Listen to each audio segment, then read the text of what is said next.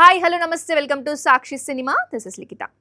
విశ్వ నటుడు కమల్ హాసన్ తనయ ప్రముఖ నటి శృతి హాసన్ తన వ్యక్తిత్వ హక్కులు ప్రచార హక్కుల పరిరక్షణ కోసం బాంబే హైకోర్టును ఆశ్రయించారు.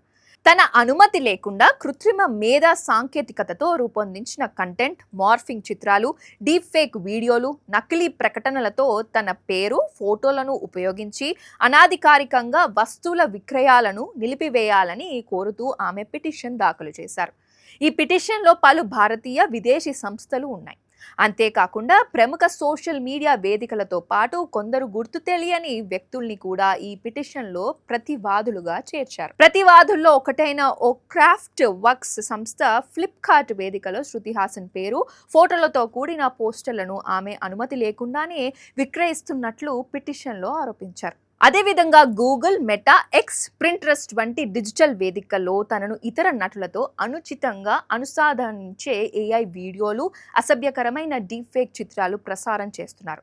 ఈ కంటెంట్ తన ప్రతిష్టకు తీవ్ర నష్టం కలిగిస్తోందని ఆమె కోర్టు దృష్టికి తీసుకెళ్లారు. తన పేరు, ఫోటోలు, వ్యక్తిత్వాన్ని ఎవరు అనుమతి లేకుండా వాణిజ్యపరంగా వినియోగించకుండా శాశ్వత ఇంజెక్షన్ ఆర్డర్ జారీ చేయాలని ఆమె తరఫున న్యాయవాదులు కోర్టును కోరారు. అలాగే నిబంధనలకు విరుద్ధంగా ఉన్న కంటెంట్ను తొలగించాలని, జరిగిన నష్టానికి తగిన నష్టపరిహారం కూడా చెల్లించాలని వారు కోర్టును విజ్ఞప్తి చేశారు. శృతి హాసన్ దక్షిణాది సినీ పరిశ్రమతో పాటు బాలీవుడ్లోనూ మంచి గుర్తింపు పొందిన విషయం తెలిసిందే. సాక్షి టీవీ ప్రసారాలను నిలిపివేయటం చట్టరీత్యా నేరం. సాక్షి టీవీ ప్రసారాల కోసం మీ స్థానిక కేబుల్ ఆపరేటర్ను వెంటనే సంప్రదించండి. DTHలో, ఇంటర్నెట్లో కూడా సాక్షి టీవీ ప్రసారాలను వీక్షించవచ్చు.